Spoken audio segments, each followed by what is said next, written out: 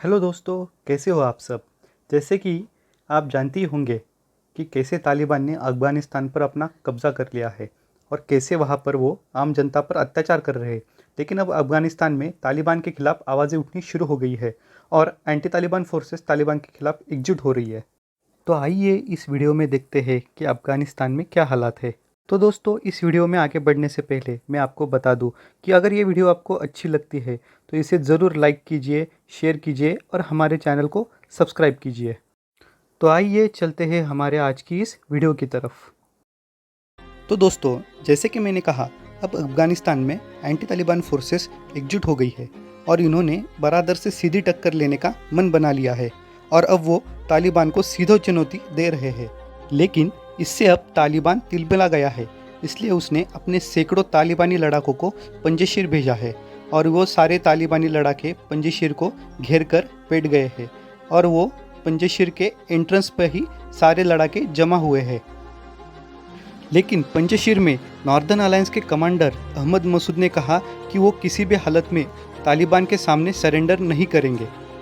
हालांकि पंजशीर में northern alliance के लड़ाकों के साथ अफगान सेना के सैनिक भी आ मिले हैं जो अमरुल्ला साले की अगुवाई में तालिबान से लड़ रहे हैं और इसी वजह से एंटी तालिबान फ्रंट ने अब तक 7 प्रांतों में से तालिबान को खदेड़ फेंका है। उन 7 प्रांतों में तखर, कपिसा, परवान, बर्दक, बामियान और पंजशीर बागलान इन जैसे इलाके शामिल हैं।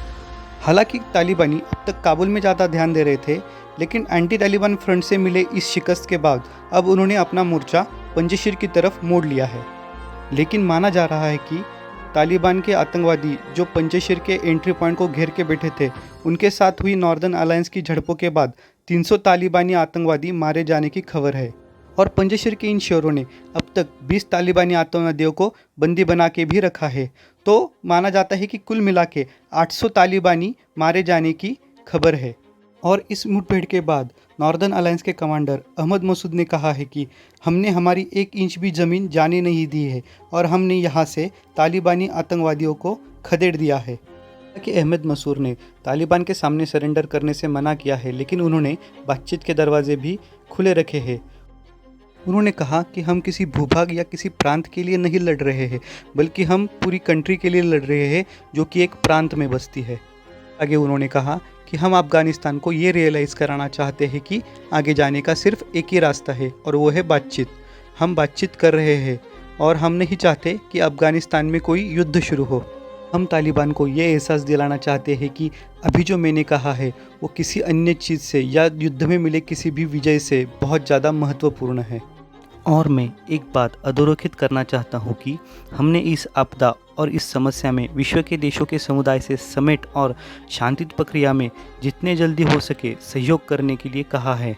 लेकिन अगर ये नहीं होता है और युद्ध छिड़ जाने की परिस्थिति में वैश्विक समुदाय अफ़गानिस्तान का साथ दे और ना कि इस अवैध रूप से बनी सरकार का, जो कि किसी भी तरह से अफ़गानिस्तान, ये रीजन और दुनिया के पक्ष में नहीं है।